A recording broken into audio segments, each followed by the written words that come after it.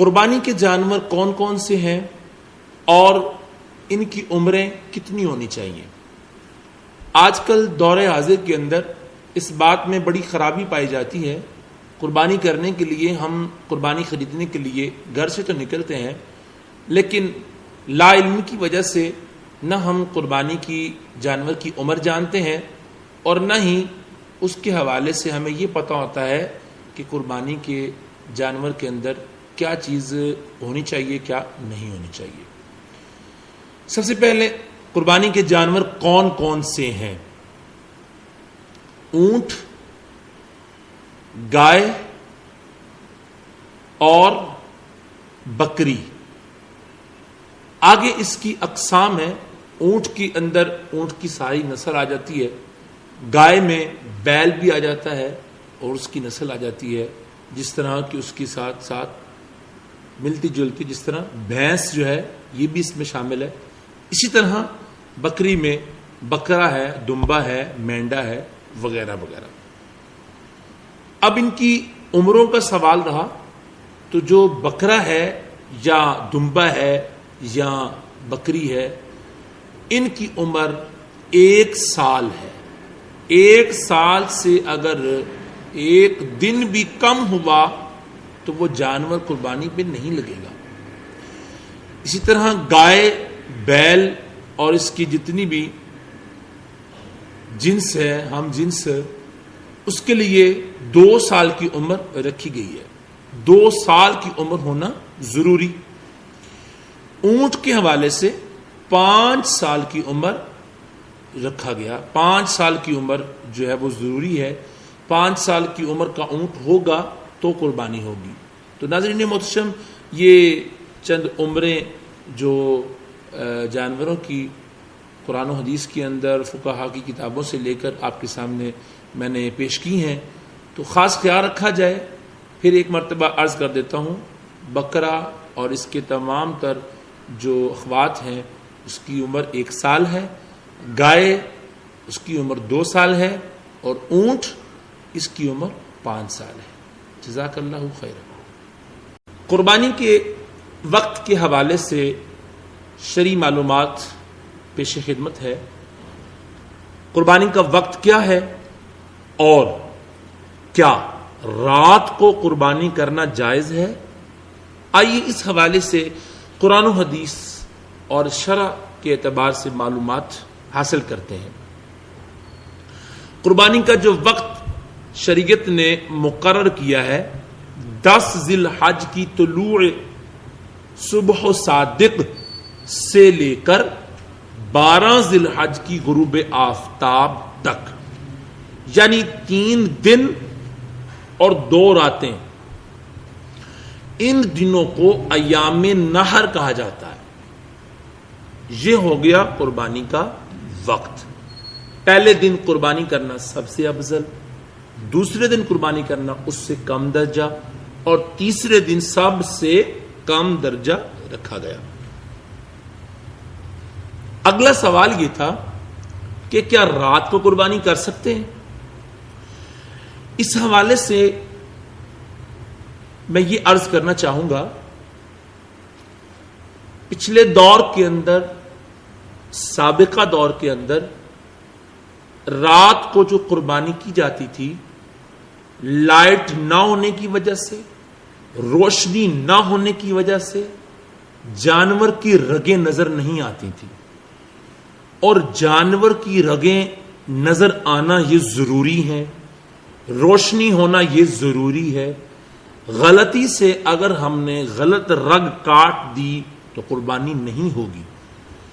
یہ اس دور میں تھا جب لائٹ، روشنی کا فقدان تھا، اور اس دور میں علماء کرام، مفتیان کرام نے یہ فتویٰ دیا تھا کہ رات کو قربانی کرنا مکروہ ہے.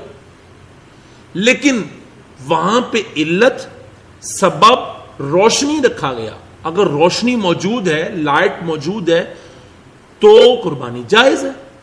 چونکہ وجہ صرف یہی تھی نا کہ اس کی رگیں نظر آئیں. اندھیرا ہوگا تو رگیں نظر نہیں آئیں گی. فی زمانہ دور حاضر کے اندر اس قدر جدید دور، لائٹ کا نظام بہت خوبصورت ہے اور لائٹ کا نظام زبردست ہے، روشنی زبردست ہے، اور قربانی کرتے وقت رگیں بھی صاف نظر آ رہی ہیں، تو اب رات کو قربانی کرنے میں کوئی حرج نہیں ہے. قربانی ہو جائے گی، اور انشاءاللہ اللہ رب العالمین اپنی بارگاہ میں ضرور قبول فرمائے. بعض لوگوں کا یہ خیال ہے، دوسروں کی طرف سے قربانی کرنے کے حوالے سے بہت سارے لوگ یہ سوال پوچھتے ہیں کہ دوسروں کی طرف سے اپنے گھر میں سے رشتہ داروں کی طرف سے قربانی کی جائے تو اس حوالے سے کیا شرعی حکم ہے؟ مثلا ایک سال اپنی طرف سے قربانی کر لی، دوسرے سال بیوی کی طرف سے کر لی، تیسرے سال باپ کی طرف سے کر لی، چوتھے سال بیٹے کی طرف سے کر لی، تو ایسا کرنا کیا درست ہے؟ آئیے اس کے حوالے سے شرعی حکم جانتے ہیں. اصل مسئلہ یہ ہے کہ قربانی کے 3 دنوں کے کسی بھی حصے میں مذکورہ شرائط گھر کے جس بھی فرد میں پائی جائیں، قربانی اس پر واجب ہو جائے گی. 4 فرد ہیں: باپ، ماں، بیٹا، بیٹی. ان چاروں میں اگر علیحدہ علیحدہ شرائط قربانی پائی جا رہی ہیں تو چاروں پر علیحدہ علیحدہ قربانی کرنا فرض ہوگی، واجب ہوگی. اسی طرح اگر ایک پر واجب ہے دوسروں پہ واجب نہیں ہے تو وہ ایک ہی قربانی ادا کرے گا. مثلا ماں پہ قربانی ہے باقیوں پہ نہیں ہے تو صرف ماں کرے گی. یہ نہیں ہو سکتا کہ اب وہ کہے جی ماں قربانی کر رہی ہے تو اب ساتھ میں وہ کہے کہ اگلے سال ہم باپ کی طرف سے کریں گے. باپ پر تو فرض ہی نہیں، باپ پر شرطیں نہیں پائی جا رہی، باپ قربانی کی شرائط کے اندر پورا ہی نہیں ہے، تو اس کی طرف سے اگر کی تو وہ نفلی ہوگی، قربانی کا واجب ادا نہیں ہوگا. اس کے لیے 2 قربانیاں لینی پڑیں گی. جس پر فرض ہے وہ اپنا فرض ادا کرے، جس کے اوپر نفل ہے وہ اپنی نفلی ادا کرے. دونوں چیزوں کو دیکھنا پڑے گا. اسی لیے قربانی کی شرائط کو جاننا بہت ضروری ہے. قربانی کی 4 شرطیں جو میں نے پچھلے کلپ کے اندر پیش کی یہ ہونا ضروری ہے. مسلمان ہو، مقیم ہو، مالک نصاب ہو، بالغ ہو، یہ 4 شرطیں جس میں موجود ہوں تو قربانی اس پر واجب ہوگی، وگرنہ نہیں. ہاں ایک صورت ہے کہ آپ دوسرے کی طرف سے جو قربانی کریں اس کا ثواب اس کو پہنچے، وہ نفلاً ہے. مثال کے طور پر اللہ تعالیٰ نے اتنی طاقت بخشی ہے گھر والوں کو کہ بڑا جانور خرید لیا اور اب اس میں 7 حصے ہیں، اور وہ چاہتے ہیں کہ ہمارے جو دادا ہیں اور جو بابا ہیں جو دنیا سے چلے گئے ہیں ان کی طرف سے بھی قربانی کریں اور ان کو بھی اس میں شامل کر لیں اور یہ خود بھی اپنے گھر کے افراد شامل ہو جائیں. تو اس انداز سے ان کی طرف سے اصالِ ثواب کی نیت سے نفلاً قربانی کرنا جائز ہے، اصالِ ثواب کرنا جائز ہے. اور اس کا ذکر اصالِ ثواب کا بنیادی طور پر قرآن میں بھی موجود ہے اور نبی کریم صلی اللہ تعالی علیہ وسلم کے فرمان عالی شان کے اندر بھی موجود ہے. فقیر اور عورتوں پر قربانی کے حوالے سے اہم بات جو میں آپ سے شیئر کرنا چاہ رہا ہوں، کیا کوئی ایسی صورت بھی ہے کہ شرعی فقیر پر قربانی واجب ہو جائے؟ عورت پہ قربانی کے حوالے سے کیا حکم ہے؟ جواب جی ہاں. وہ صورتیں یہ ہیں، پہلی صورت جب کہ فقیر نے قربانی کی منت مانی ہو. ویسے تو فقیر پر قربانی نہیں ہے نا، جو غریب ہے، جس کے پاس مال نہیں ہے، جو صاحب نصاب نہیں ہے، جو حقدار نہیں ہے، جو استطاعت نہیں رکھتا، اس پر تو قربانی نہیں ہے. لیکن اگر اس نے منت مان لی اب واجب ہوگی. فقیر نے قربانی کی نیت سے جانور خریدا تو اس پر اس جانور کی اب قربانی واجب ہو گئی. نمبر 2، کیا عورتوں پر قربانی واجب ہے؟ جی ہاں، اگر عورت میں مذکورہ شرائط پائی جائیں. کون سی؟ جو پیچھے میں نے بیان کی ہیں قربانی کی شرائط پچھلے کلپ کے اندر، اگر وہ ساری شرطیں اس کے اندر پائی جائیں عورت میں تو اس پر بھی قربانی واجب ہوگی۔ اچھا، اگر فقیر کے پاس کوئی جانور پلا ہوا تھا، اس نے اس کی قربانی کی نیت کر لی، تو کیا اب قربانی یہ اس پر واجب ہوگی؟ تو جواب جی نہیں۔ فقیر کے لیے خریدتے وقت قربانی کی نیت کا اعتبار کیا جائے گا، یعنی کہ جب اس نے جانور خریدا تھا اس وقت اس نے گھر میں پالنے کے لیے خریدا تھا، نہ کہ قربانی کے لیے۔ اب یہ نیت کر رہا ہے قربانی کی، تو اب بھی اس پر قربانی نہیں واجب ہوگی، کیونکہ یہ فقیر ہے، یہ صاحب نصاب نہیں ہے، اس میں قربانی کی شرائط نہیں پائی جا رہی۔ جب قربانی کی شرائط نہیں پائی جا رہی تو اس پر قربانی واجب نہیں ہوگی۔ نیت خریدتے وقت اس کا اعتبار کیا جائے گا۔ اگر کسی شخص کے پاس نصاب کے برابر سامان تو موجود ہے، لیکن نقد رقم بالکل نہیں کہ جانور خرید سکے، تو وہ کیا کرے؟ حالات اس کے ٹائٹ ہو گئے، جیب کے حالات، مالی حالات جو ہے وہ کمزور ہو گئے، لیکن شرطیں ساری پائی جا رہی ہیں، تو اب کیا کرے؟ تو اعلی حضرت امام احمد رضا خان فاضل بریلوی رحمۃ اللہ علیہ اسی قسم کے ایک سوال کے جواب میں ارشاد فرماتے ہیں کہ اور جس پر قربانی واجب ہے اور اس وقت نقد اس کے پاس نہیں، تو ضروری ہے کہ وہ قرض لے یا اتنا کچھ مال بیچے اور پھر قربانی کرے۔ قربانی کرنے پر کیا ثواب ملتا ہے؟ سوال، آئیے اس کا جواب جانتے ہیں۔ احادیث مبارکہ کی روشنی کے اندر بے شمار مقامات پہ قربانی کے فضائل، قربانی پر اجر، قربانی پر ثواب جو عطا کیا جائے گا وہ میرے آقا صلی اللہ علیہ وآلہ وسلم نے ارشاد فرمایا۔ چنانچہ ام المؤمنین حضرت عائشہ صدیقہ طیبہ طاہرہ رضی اللہ تعالی عنہا سے مروی ہے، حضور اقدس صلی اللہ تعالی علیہ وآلہ وسلم نے فرمایا، یوم النحر یعنی 10ویں ذی الحج میں ابن آدم کا کوئی عمل خدا کے نزدیک خون بہانے یعنی قربانی کرنے سے زیادہ پیارا نہیں، اور وہ جانور قیامت کے دن اپنے سینگ اور بال اور کھروں کے ساتھ آئے گا، اور قربانی کا خون زمین پر گرنے سے پہلے خدا کے نزدیک قبول ہو جاتا ہے، لہذا اس کو خوش دلی سے کرو۔ ایک حدیث پاک دوسری حدیث سماعت فرمائے، حضرت امام حسن بن علی رضی اللہ تعالی عنہما سے مروی ہے، حضور اکرم صلی اللہ تعالی علیہ وسلم نے ارشاد فرمایا، جس نے خوش دلی سے طالب ثواب ہو کر قربانی کی وہ آتش جہنم سے آزاد کر دیا گیا۔ تیسری حدیث حضرت ابن عباس رضی اللہ تعالی عنہ سے روایت ہے، سرکار مدینہ صلی اللہ تعالی علیہ وسلم نے ارشاد فرمایا، جو روپیہ عید کے دن قربانی میں خرچ کیا گیا اس سے زیادہ کوئی روپیہ پیارا نہیں۔ چوتھی حدیث حضرت زید بن ارقم رضی اللہ تعالیٰ عنہ سے مروی ہے، صحابہ کرام علیہم الرضوان نے عرض کی، یا رسول اللہ صلی اللہ تعالیٰ علیہ وسلم ان کی قربانی کیا ہے؟ فرمایا، یہ تمہارے باپ ابراہیم علیہ السلام کی سنت ہے۔ لوگوں نے عرض کی، یا رسول اللہ ہمارے لیے اس میں کیا ثواب ہے؟ تو ارشاد فرمایا، ہر بال کے بدلے نیکی ہے۔ عرض کی، اون کا کیا حکم ہے؟ تو فرمایا، اون کے ہر بار کے بدلے اللہ نیکی عطا فرمائے گا۔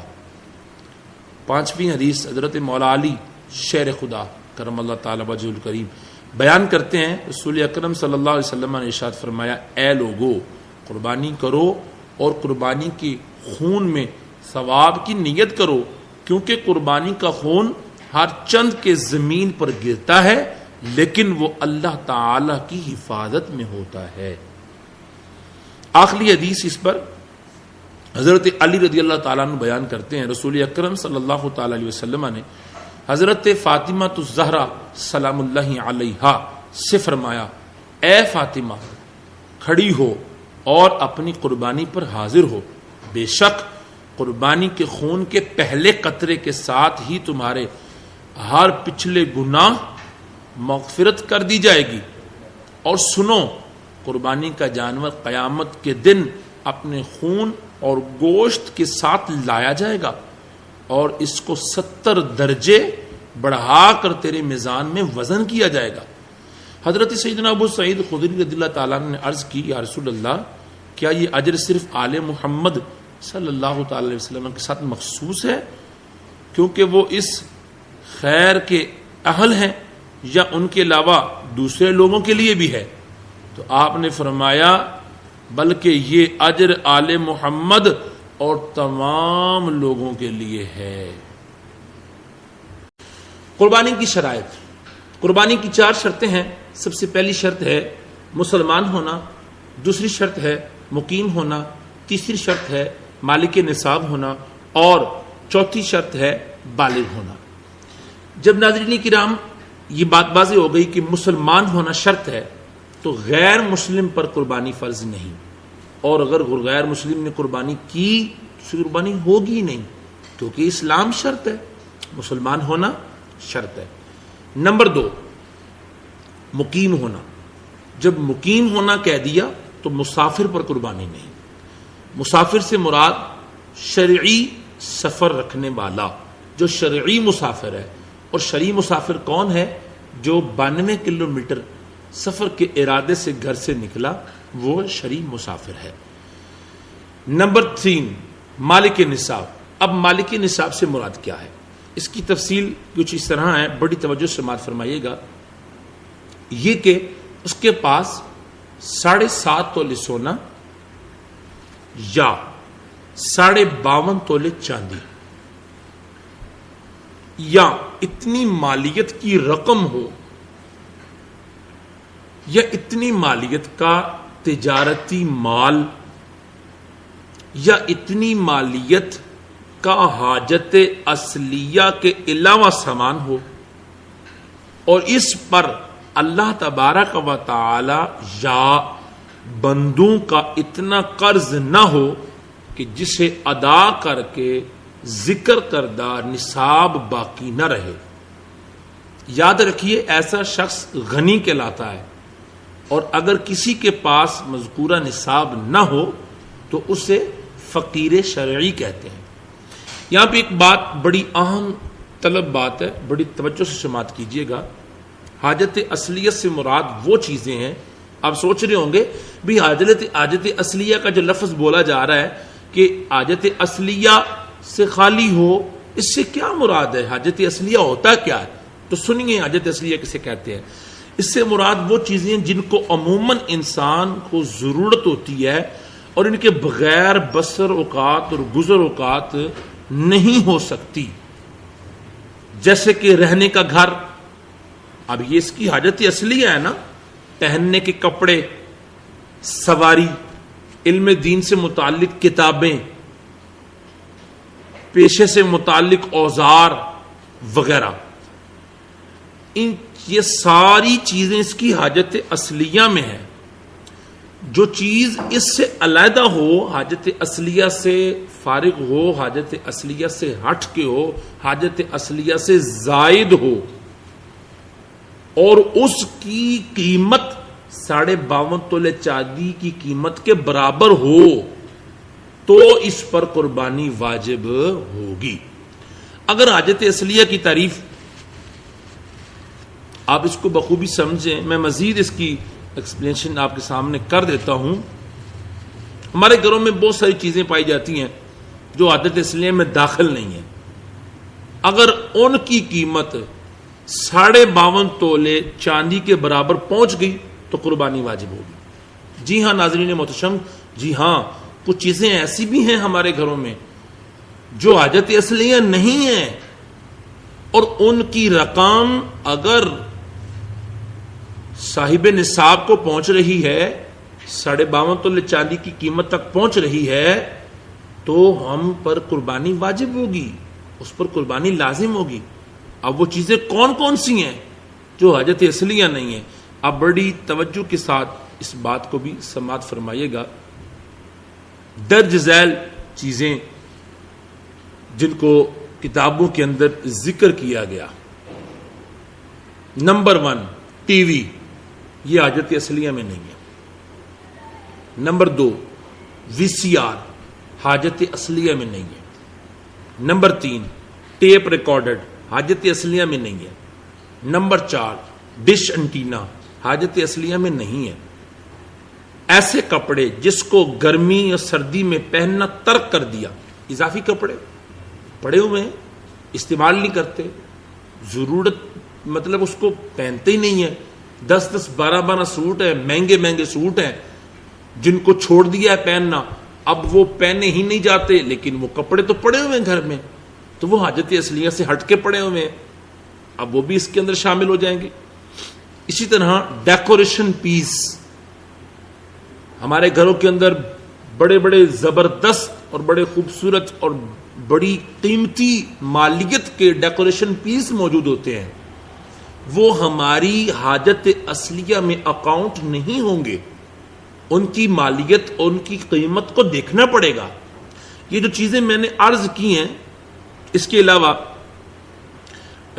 ڈیکوریشن پیس کے علاوہ ضرورت سے زائد مکان جس میں ایک تو وہ ہو گیا نا جو آپ جس میں رہ رہے ہیں، جس میں آپ نے رہائش کی ہوئی ہے، یہ تو ہو گیا، یہ تو آپ کی حاجت اصلیہ ہے جس میں آپ موجود ہیں. لیکن ایک وہ گھر ہے جس میں آپ نہیں رہ رہے، وہ 1 ہے، چاہے 2 ہے، وہ 3 ہے، وہ 4 ہیں، وہ 5 ہیں. گھر تو آپ کی ملکیت میں ہے، لیکن آپ وہاں پہ رہ نہیں رہے، وہ آپ کی حاجت اصلیہ سے خالی ہیں. ان کی قیمت کو بھی دیکھا جائے گا اور ایسے شخص پر بھی قربانی واجب ہوگی. اگلی بات، ڈائجسٹ ناول اس قدر تعداد میں ہوں کہ ان کی قیمت 52.5 تولے چاندی کو پہنچ جائے تب بھی قربانی واجب ہوگی.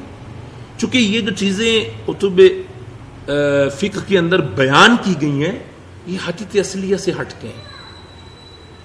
اسی طرح کھیل کود کا سامان، کھیل کود کے آلات، یہ بھی ہماری حاجت اصلیہ سے ہٹ کے ہیں.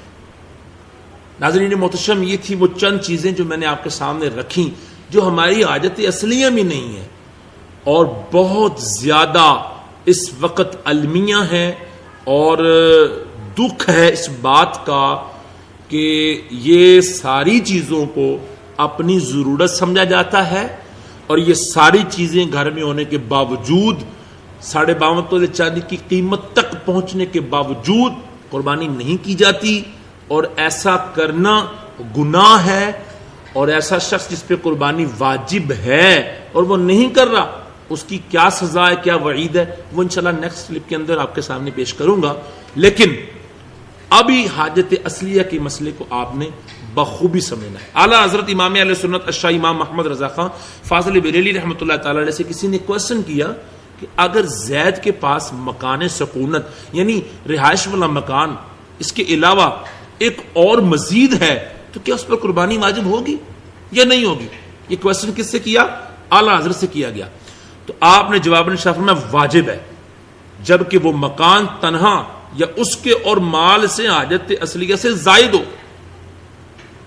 اب دیکھیں نا، جو اضافی مکان ہے، جو اضافی مال ہے، اور وہ 52.5 تولے چاندی کی قیمت کو پہنچ بھی رہا ہے، تو فرمایا اس پر قربانی واجب ہوگی. ایک اور بات، بڑی اہم بات اور بڑی توجہ سے سماعت کیجئے گا، وہ یہ ہے زکوٰۃ کے لیے یہ ہوتا ہے کہ سال پورا ہو جائے تب زکوٰۃ فرض ہوتی ہے. قربانی کے لیے یہ نہیں ہے، سال پورے ہونے کی شرط نہیں ہوتی. اس میں یہ ہوتا ہے، صرف یہ ڈفرنس ہے قربانی اور زکوٰۃ کے اندر. کیا ڈفرنس ہے؟ ڈفرنس یہ ہے، مختلف چیز یہ ہے کہ زکوٰۃ اس پر فرض ہوگی جس کے پاس 7.5 تولے سونا، 52.5 تولے چاندی، یا اتنی مالیت کی رقم، یا اتنی مالت کی تجارت کا سامان، یا حاجت اصلیہ سے زائد اتنا سامان، اور اس پر پھر سال گزر گیا ہو. میں ایک مثال سے آپ کو سمجھا دیتا ہوں، شاید یہ مثال آپ سمجھیں اور مسئلہ آپ کے ذہن نشین ہو جائے. ایک شخص نے 10:10 پہ 10 تاریخ کو 2020 دکان ڈالی جس میں اس نے کم از کم 4-5 لاکھ یا لاکھوں کا مال اس نے دکان میں ڈالا. اب مال نکلتا رہا، مال آتا رہا، مال نکلتا رہا، مال آتا رہا. سال گزر گیا، سال گزرا، 10 تاریخ آ گئی، 2021 آ گیا. اب جتنا مال اس کی دکان میں موجود ہے نا، اس کی 2.5% زکوٰۃ دینا اس پر فرض ہے، اور یہ قرآن نے بیان کیا ہے. تو یہ ہے سال والا. تو سال کی شرط زکوٰۃ میں ہے، قربانی میں نہیں ہے. قربانی میں سال کی شرط نہیں ہے. قربانی میں یہ ہے کہ جو آپ کے پاس مال موجود ہے، چاہے سال ہوا ہو چاہے سال نہ ہوا ہو، بہر صورت صاحب نصاب پر قربانی واجب ہے. اگلی بات، بالغ ہونا شرط بیان کی گئی تھی. چوتھی شرط بالغ ہونا. اس سے کیا مراد ہے؟ اس سے مراد ہے جی بالغ سن بلوغت کو بچہ پہنچ جائے، نابالغ نہ ہو. اور عمومی طور پر شرعی اعتبار سے جو عمریں بیان کی گئی ہیں وہ یہ ہے 12 سال سے 15 سال کے درمیان لڑکا بالغ ہوتا ہے، اور 7 سال سے 9 سال کے درمیان لڑکی بالغ ہو جاتی ہے. یہ 2 عمریں بیان کی گئی ہیں. اس کو بلوغت کہا جاتا ہے، اور وہ بالغ ہے تو اس پر قربانی واجب ہوگی. ناظرین محتشم، یہ تھیں قربانی کی 4 شرطیں. بڑی محبتوں کے ساتھ اور بڑی توجہ سے سماعت کیجیے گا. اللہ رب العالمین اپنا خاص کرم فرمائے.